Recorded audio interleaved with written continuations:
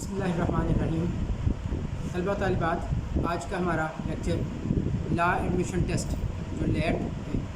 जो किसी भी एडमिशन के लिए लॉ कॉलेज में एडमिशन के लिए अप्लाई करते हैं और उस टेस्ट की तैयारी के हवाले से है। आज जो चीज़ें दो हम डिस्कस करेंगे वो पर्सनल स्टेटमेंट और एसे राइटिंग के हवाले से आज हम बात करेंगे। पर्सनल स्टेटमेंट ज़ाती बयान या बयान हल्फी जो आप अपने हवाले से बताते हैं, अपना तारुफ करवाते हैं और अपनी मोटिवेशंस इंस्पिरेशंस बताते हैं, अपनी अहलियत और काबिलियत का जिक्र करते हैं, उसके बारे में लिखा जाता है। अब आपका ये जो स्टेटमेंट है, पर्सनल स्टेटमेंट है, लॉ एडमिशन टेस्ट में इसके 10 मार्क्स हैं। सब्जेक्टिव पोर्शन का एक हिस्सा है, 15 मार्क्स का एसे और 10 मार्क्स का आपका पर्सनल स्टेटमेंट। इन 25 मार्क्स के लिए एक सब्जेक्टिव शीट मिलेगी आपको, सिंगल शीट एक मिलेगी जिसमें 4 पेजेस होंगे। सेकंड पेज से आप लिखना शुरू करेंगे, पहला पेज प्रिंटेड होगा, सेकंड पेज से आप लिखना शुरू करेंगे, चाहे आप ऐसे पहले स्टार्ट कर लें, चाहे आप इसको पर्सनल स्टेटमेंट के पहले लिख लें और उन्हीं 3 पेजेस के ऊपर आपने इसे कंपाइल करना है। अब हमारी कोशिश ये होनी चाहिए कि हम इतने मुदल्लल अंदाज में अपनी बात को एग्ज़ामिनर के सामने रखें तो उसकी दिलचस्पी हमारे बयान के आगाज़ से इख्तिताम तक हमारे उस पर्सनल स्टेटमेंट के अंदर रहे। उसके लिए कुछ पॉइंट्स जिनका जिक्र करना ज़रूरी समझूंगा कि सबसे पहली बात कि 2 तरीके हैं पर्सनल स्टेटमेंट लिखने के। किसी वक्त कुछ लोग जो हैं वो किसी कॉल के ज़रिए, किसी कोटेशन के ज़रिए स्टार्ट करते हैं, जो समझते हैं कि हम अपनी इस कोटेशन के ज़रिए या किसी राइटर की इस कोटेशन के ज़रिए अपनी बात को ज़्यादा अच्छे तरीके से बयान कर सकेंगे और ये एक अच्छा इम्पैक्ट भी देता है। दूसरा तरीका आपके अपने तारुफ से। मोस्टली बच्चे जो हैं वो इसको इसी पैटर्न पे लिखेंगे क्योंकि उनकी बुक्स के अंदर जो चीज़ उनको दी गई है, जो हेल्पिंग बुक्स लैट की तैयारी के हवाले से मिलती हैं मार्केट में, उनके अंदर आप अपना तारुफ, अपने ज़िले, अपने कस्बे का तारुफ बता सकते हैं। इससे सिर्फ इस हवाले से ये नहीं कि यहाँ पे जनाब मुझे गुजरात से बंदा है तो वो जनाब यहाँ पे जी हमारे गुजरात के इलाके में पंजाबी के मशहूर शायर शरीफ गंजाही साहब रहते थे, इस तरह का तारुफ नहीं, बल्कि आपने सिर्फ अपने इलाके का बताना है कि मैं फ़लाँ इलाके, फ़लाँ शहर और सूबे में रहता हूँ पाकिस्तान की, यहाँ की जो सूरत हाल है, मेरी फैमिली जो है वो कैसी है, अच्छा घराना है, एक मुअज़्ज़ज़ घराने से ताल्लुक़ रखता हूँ, मेरी तालीमी काबिलियत क्या है। उसमें अपना तारुफ आपका बहुत ज़रूरी है क्योंकि जो कुछ आपने लैट का फॉर्म फिल करते वक्त जो कुछ मालूमात आपने फ़राहम की थी, आपकी पर्सनल स्टेटमेंट जो है वो उसी से रिलेटेड होनी चाहिए। फ़ादर का ऑक्यूपेशन यानी कि आपके वालिद साहब क्या काम करते हैं,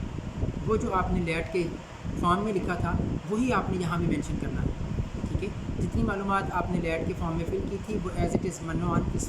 पर्सनल स्टेटमेंट में होनी चाहिए। उसमें कुछ भी जो भी आप अगर लिखना चाह रहे हैं तो कुछ भी आपने बढ़ा चढ़ा के बयान नहीं करना है और कुछ भी आपने कमी नहीं रखनी है किसी चीज़ में।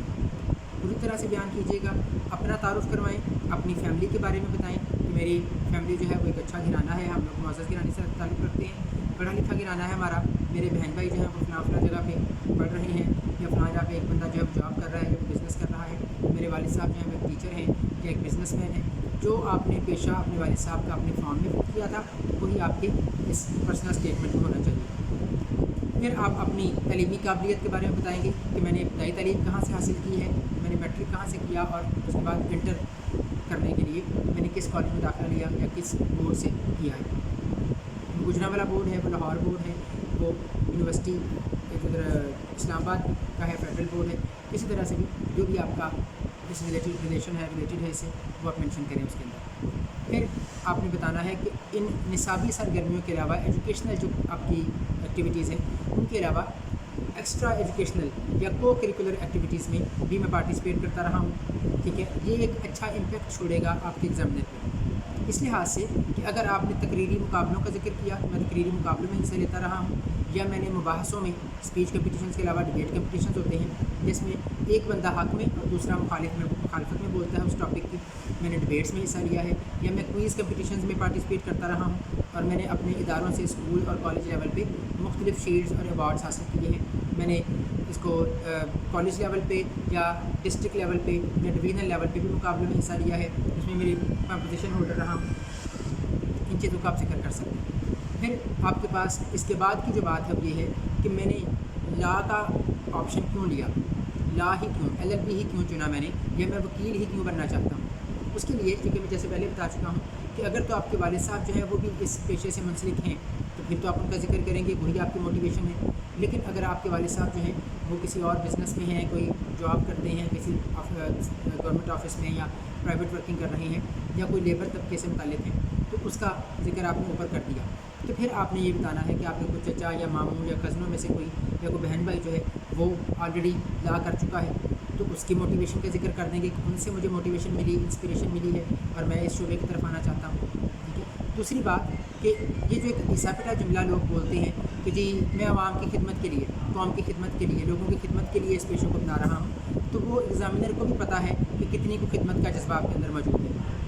مین چیز آپ کی ہوتی ہے کہ آپ کوئی بھی پیشہ اپناتے ہیں ارننگ کرنے کے لیے، کمانے کے لیے، اپنے لائیولیہڈ کو رن کرنے کے لیے. تو اس لیے یہ ذکر ضرور کریں کہ میں اس پیشے کے ذریعے کمانے کے علاوہ اپنی ارننگ تو میں نے کرنی ہے، لیکن اس کے علاوہ میں جہاں ممکن ہو سکا، جس حد تک ممکن ہو سکا، میں غریب نادار لوگوں کی یا ضرورت مند بندے کی مدد بھی کروں گا، ان کے ساتھ بھی تعاون کروں گا. ٹھیک ہے. یہ چیز جو ہے وہ بہت حد تک معنی خیز ہوگی ایگزامینر کے لیے اس کو پڑھنا کہ اس بچے نے سچ بات لکھی ہے کہ کمانا یا ارننگ کا سسٹم تو ہے ہی. یہ پروفیشن جو ہے، کوئی بھی پروفیشن ارننگ کے لیے انسان سٹارٹ کرتا ہے، لیکن مین چیز جو نظر آنی چاہیے وہ کیا ہے؟ To learn the best and to earn honest. To learn the best and to earn honest. کہ میں جناب بہترین سیکھنا چاہتا ہوں اس پیشے کے ذریعے، اس قانون کی تعلیم کے ذریعے، اپنے رائٹس اور ڈیوٹیز کے بارے میں جاننا چاہتا ہوں تاکہ میں معاشرے کا ایک اچھا شہری بن سکوں، اور پھر ساتھ ہی ساتھ میں ایمانداری سے کمانا چاہتا ہوں کہ جتنا بہتر طریقے سے، جتنا پازیٹیو طریقے سے میں ارن کر سکوں اس پیشے کے اندر رہتے ہوئے، کہ جہاں پہ کہیں کسی کی مدد کرنے کی ضرورت پڑتی ہے میں اس کی مدد بھی کر سکوں، اور جہاں پہ میں سمجھوں کہ یہاں پہ میں ایزیلی ان چیزوں کو اویل کر سکتا ہوں، میں اچھا کما سکتا ہوں، وہاں پہ میں کما لوں. ٹھیک ہے. تو یہ چیزیں جو ہیں وہ ایگزامینر کے اوپر افیکٹ چھوڑ سکتی ہیں. پھر اس کے بعد اگر آپ اس میں پرسنل اسٹیٹمنٹ کے اندر تھوڑا سا اور ان چیزوں کا ذکر کر دیں گے کہ میرے جو فیملی ہے اس نے مجھے موٹیویٹ کیا ہے، وہ چاہتے ہیں کہ ہماری فیملی کے اندر باقی مختلف شعبوں میں لوگ موجود ہیں پہلے سے ہی. ٹھیک ہے. جس طرح کوئی فوج میں ہے، یا کوئی سرکاری آفس میں اکاؤنٹس کو ڈیل کر رہا ہے، یا کوئی ٹیچر ہے، یا کوئی بزنس مین ہے، تو انہوں نے چاہا کہ ایک بچہ جو ہے اس کو تعلیم کی صورتحال میں قانون کی تعلیم بھی اس کے پاس ہونی چاہیے، اور یہ قانون کی تعلیم جو ہے وہ جہاں مجھے میرے فرائض اور میرے حقوق کے بارے میں بتائے گی، وہاں مجھے دوسروں کے حقوق کا خیال رکھنے کی بھی تعلیم دے گی. اس لیے میں نے چاہا کہ میں اس پیشے کو اپناؤں اور میں اس میں زیادہ بہتر طریقے سے آگے موو کرنا چاہتا ہوں. میں صرف LLB تک نہیں بلکہ آگے چاہتا ہوں کہ میں LLM یا جوڈیشری کی طرف بھی جاؤں. ٹھیک ہے. جوڈیشری کے امتحانات دے کے میں جج کے حیثیت سے بھی کام کرنا چاہتا ہوں. یہ میرا ایک جذبہ ہے، ایک موٹیویشن ہے مجھے جو ملی ہے، اور اس کو میں نے آگے لے کر چلنا ہے. میں چاہتا ہوں کہ میں اپنی نیکسٹ جنریشن کو کچھ پازیٹیو فارورڈ کر سکوں، کچھ مثبت چیزیں آگے اپنے اگلی نسل کو دے سکوں، اپنے بہن بھائیوں کو، اپنے بچوں کو. اس حوالے سے یہ چیز جو ہے وہ بہت حد تک آپ کی بہتر ایک اسٹیٹمنٹ کی شکل میں آپ کے سامنے ہے. ٹھیک ہے. اب دو طریقے جو آپ کے پاس موجود ہوتے ہیں، ایک تو یہ کہ ہم اس طرح سے سٹارٹ کر لیں کہ قانون ہماری زندگی کے کم و بیش ہر پہلو پر محیط ہے. قانون ہماری زندگی کے کم و بیش ہر پہلو پر محیط ہے اور موجودہ معاشرے کے ساتھ قائم رہنے کے لیے مستقل طور پر ایک کڑی ہے جس سے ہم سب جڑے ہوئے ہیں. میں قانون کا مطالعہ کرنا چاہتا ہوں تاکہ لوگوں کو عدم مساوات پہ قابو پانے کے ساتھ ساتھ ان قوانین کی صحیح سمجھ بوجھ دے سکوں جو تجزیہ، تنقید، قائل کرنے، مسئلے کو حل کرنے، زبانی اور تحریری اپنی بات کو دوسروں تک پہنچانے کے حوالے سے اپنی تمام طاقتوں کو بروئے کار لا کر ہمیں حکمرانی فراہم کرتا ہے. اٹ مینس کہ قانون ہمیں بہت کچھ پازیٹیولی فراہم کرتا ہے اگر ہم اس کو پازیٹیولی گین کرنا چاہیں اور پھر اسے پازیٹیولی ڈلیور کرنے کی ہمت رکھیں گے. اسی طرح سے میں دوسرا ایک نمونہ جو ہے جس طرح لکھا ہوا ہے کہ میرا تعلق ضلع قصور میں واقع پنجاب کے ایک چھوٹے سے قصبے کھڈیاں خاص سے ہے. ٹھیک ہے. اس طرح سے بات کرتے ہیں میرے اہل خانہ کو علاقے کے تعلیم یافتہ اور قابل احترام گھرانوں میں سے ایک سمجھا جاتا ہے. اس طرح آپ نے اپنی فیملی کا یا اسٹارٹ اپ اس طرح سے دے دیا. تو دونوں طرح سے جیسے آپ سمجھیں کہ ایک معتبر انداز میں ایگزامینر کو اٹریکٹ کرنے کی صورتحال ہو سکتی ہے تو آپ اس طرح سے اپنی پرسنل اسٹیٹمنٹ دے سکتے ہیں. یہ بیسیکلی ایک بیان حلفی یا تحریری بیان کی صورتحال ہوگی. آپ کے اپنے بارے میں اپنے تعارف، اپنی فیکلٹی، جو اپنے ایبیلٹیز آپ کے اندر موجود ہیں، صلاحیتیں آپ کی، اپنی جو تعلیمی قابلیت موجود ہے آپ کے اندر، اور پھر ساتھ ہی ساتھ آپ کس سے موٹیویٹ ہو کے اس پیشے کے ساتھ منسلک ہونا چاہتے ہیں. ٹھیک ہے. یہ ہو گیا کہ آپ کی پرسنل اسٹیٹمنٹ. دوسری چیز ہم نے کرنی تھی ایسے رائٹنگ کے حوالے سے بات. ایسے رائٹنگ کے لیے ہمیشہ آپ جس لیول پہ ہیں کلیئر کر چکے ہیں آپ لوگ، اور بہت حد تک اس دنیا کے اندر مختلف لوگوں کو مختلف انداز میں کام کرتے ہوئے دیکھتے ہیں، مختلف لوگوں سے واسطہ پڑتا ہے، پبلک ریلیشننگ آپ لوگوں کی بہت اچھی ہوتی ہے. تو اس حوالے سے زندگی کے مختلف تجربات آپ نے اسی زندگی میں سیکھے ارد گرد کے لوگوں سے، ٹھیک ہے، پبلک ریلیشننگ کے ذریعے اور عوام الناس سے مختلف ٹاپکس پہ ڈسکشن کر کے، دوستوں کے حلقہ احباب میں بزرگوں کے درمیان بیٹھ کر اپنی فیملی کے اندر ڈسکس کرتے ہوئے مختلف چیزوں کو آپ نے سیکھا. تو آپ کے ایسیز جو ہیں ان کے اندر آپ کی اب تک کی زندگی کی ایک جھلک نظر آنی چاہیے کہ آپ نے کیا سیکھا ہے اور کس طرح سے آپ چیزوں کو پک کرتے ہیں. جس طرح ایک چھوٹا سا بچہ جو ہے وہ جلدی کسی چیز کو سیکھ لیتا ہے تو ہم بڑی تعریف کرتے ہیں اس کی کہ اس کی پکنگ پاور بہت اچھی ہے. کچھ ایسی صورتحال آپ کے ان ایسیز کے اندر نظر آنی چاہیے کہ آپ کی پکنگ پاور آپ ارد گرد کے لوگوں سے بہت ساری باتیں لوگ کرتے ہیں، ان میں سے ایک بہترین کو اچھا نقطہ کو اچھا پوائنٹ جو آپ نے چن لیا، ٹھیک ہے، پک کر لیا، آپ کے دماغ میں بیٹھ گیا اور آپ نے اس چیز کو بھی یوٹیلائز کر سکتے ہیں. مختلف ریفرنسز آپ کوٹ کر سکتے ہیں، مختلف حوالے دے سکتے ہیں زندگی کے مختلف تجربات سے کہ میرے فلاں دوست کے حوالے سے اس طرح سے بات کی، اس طرح سے یہ چیز تھی، یا فلاں چیز میں نے فلاں اس طرح سے دیکھی، بجائے اس کے کہ ہم رٹے رٹائی مضامین جو ہم نے میٹرک اور انٹر میں پڑھ رکھے تھے کہ ہم پکنک پہ گئے، پکنک کا جب سارے کا سارا ایسے وہ آؤٹنگ کے بارے میں ذکر کر کے پکنک کا پورا ایسے ہم نے لکھ لیا، وہ ہم نے رٹا ہوا تھا بک میں سے ایز اٹ از کوشش کی اسے لکھنے کی، اس میں بھی اسپیلنگ مسٹیکس اور یا دوسری تیسری پرابلم ہو سکتی ہے. دوسری بات کہ جس طرح ایک اہم شخصیت پہ لکھنا ہے، فیوریٹ پرسنالٹی پہ، یا میرا مقصد حیات، مائی ایمبیشن، ٹھیک ہے، میرا مائی گول، مائی ایمبیشن،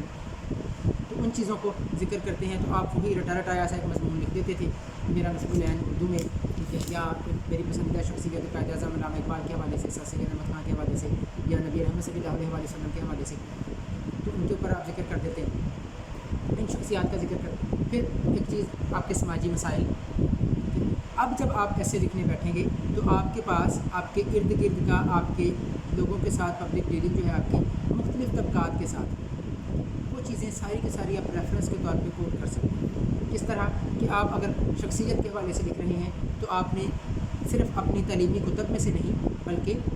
مختلف جگہوں پہ مسجد میں آپ گئے تھے تو وہاں سے آپ نے نبی رحمت صلی اللہ علیہ وسلم کے بارے میں کچھ چیزیں سنی، وہ واقعہ آپ کے ذہن میں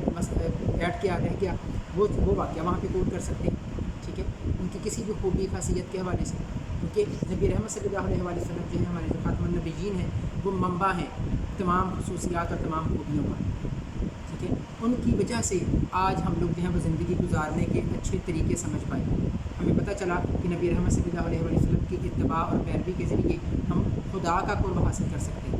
ٹھیک ہے. اچھا، دوسری طرف آتے ہیں اگر ہم لوگ قائد اعظم یا علامہ اقبال کی طرف، تو وہ ہم نے کچھ مضامین پڑھ رکھے تھے، کچھ ہم نے ڈراماز کے ذریعے جناح سے قائد پلے دیکھا، دا قائد وہ بھی دیکھی، ان چیزوں سے ان پلیز کے ذریعے ہمیں بہت کچھ نئی چیزیں پتہ چلی جو ہمیں کتابوں میں نہیں ملی تھی،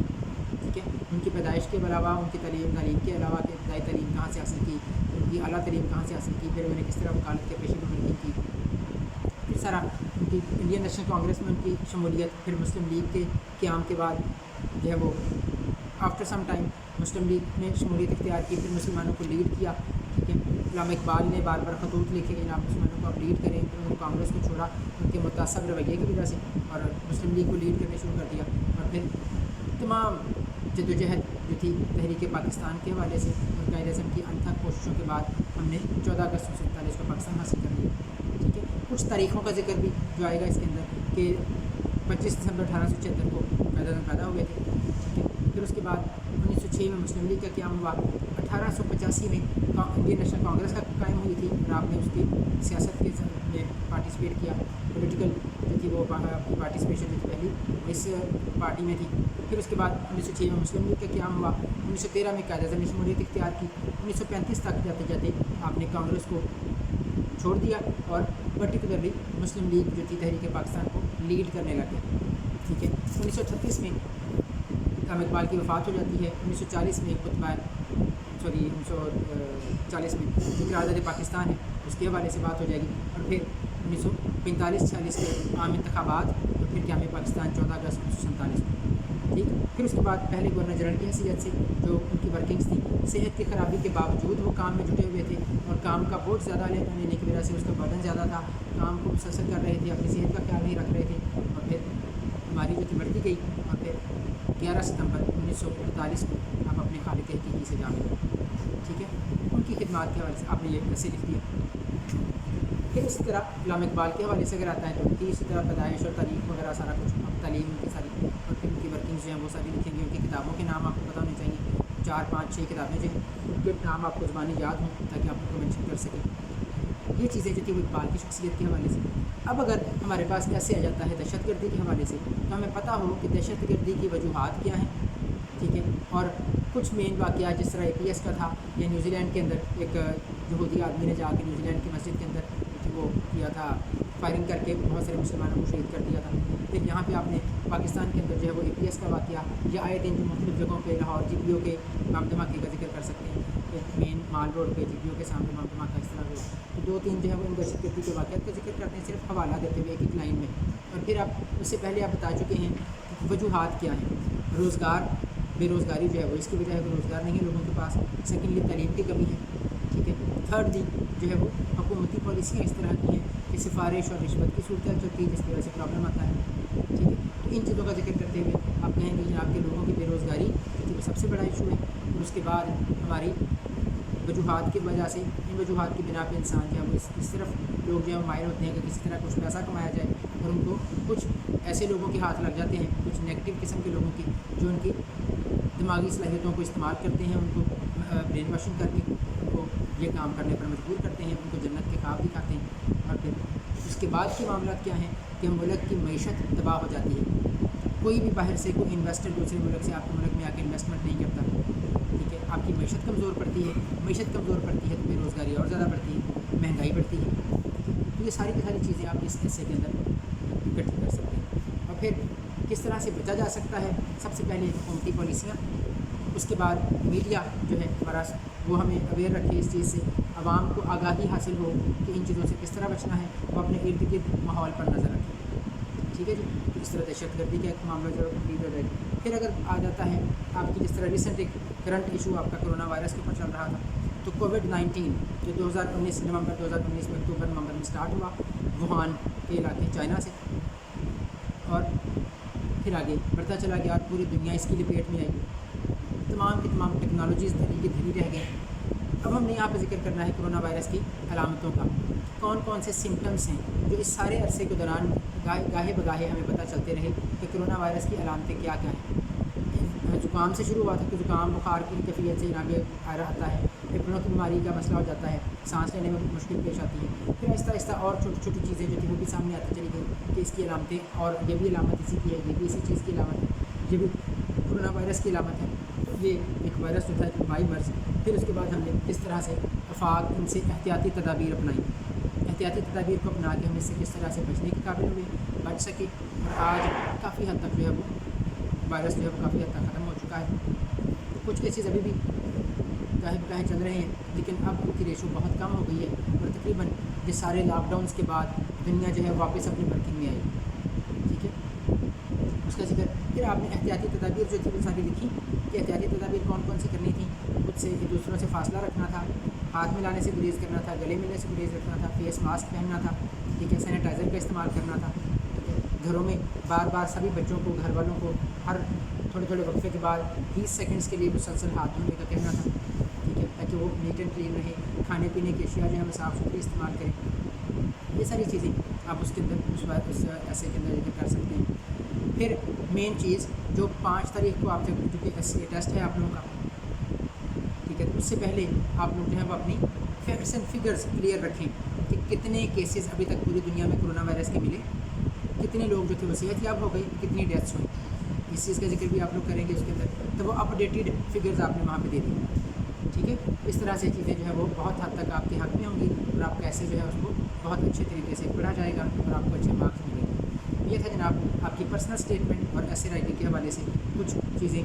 ایک آؤٹ لائن آپ کے اپنے دماغ میں بننی چاہیے جب بھی وہ ایسے کا ٹاپک آپ دیکھیں۔ اور ایک سب سے اہم بات کہ دونوں چیزیں ایسے بھی اور پرسنل اسٹیٹمنٹ بھی آپ نے کسی ایک میڈیم میں لکھنی ہے، یا اسے انگلش میڈیم میں رکھیے گا دونوں چیزیں، یا دونوں چیزیں اردو میڈیم میں رکھیے گا، اور اس کے لیے پہلے اپنا مضمون دیکھ لیجیے گا کہ ایسے آپ نے اردو میں یا انگلش میں جیسے بھی لکھنا ہے، مضمون کا ٹاپک کیا ہے، کس ٹاپک میں مضمون لکھنے جا رہے ہیں آپ۔ اگر اس ٹاپک سے ریلیٹڈ آپ کے پاس انگلش میں مواد ہے تو انگلش میں ہی لکھیں، زیادہ بہتر ہے، اور پھر آپ نے اپنی پرسنل اسٹیٹمنٹ بھی انگلش میں لکھنی ہے، ٹھیک ہے۔ اور اگر آپ سمجھیں تو اس ایسے کے حوالے سے آپ کے پاس اردو میں مواد زیادہ اچھا ہے، اردو میں زیادہ اچھا ایکسپریس کر سکیں گے اپنی بات کو، پھر اردو میں لکھیں اور پھر پرسنل اسٹیٹمنٹ بھی اردو میں لکھیں۔ یہ دونوں کویشچن آپ نے ایک میڈیم میں یا انگلش یا اردو میں سالو کرنے ہیں، ٹھیک ہے۔ آپ یہ نہیں کر سکتے کہ میں پرسنل اسٹیٹمنٹ انگلش میں لکھ لوں اور ایسے اردو میں لکھ لوں، یا پرسنل اسٹیٹمنٹ اردو میں لکھ لوں اور ایسے انگلش میں لکھ لوں، ایسا نہیں کرنا چاہیے۔ دونوں چیزیں ایک ہی میڈیم میں یا انگلش لینگویج میں یا اردو لینگویج میں لکھیں، ٹھیک ہے۔ آج کے لیے اتنا ہی، تو باقی گرامر اور اس کے حوالے سے ہم پھر دوبارہ نیکسٹ لیکچر میں ڈسکس کریں گے۔ Thank you.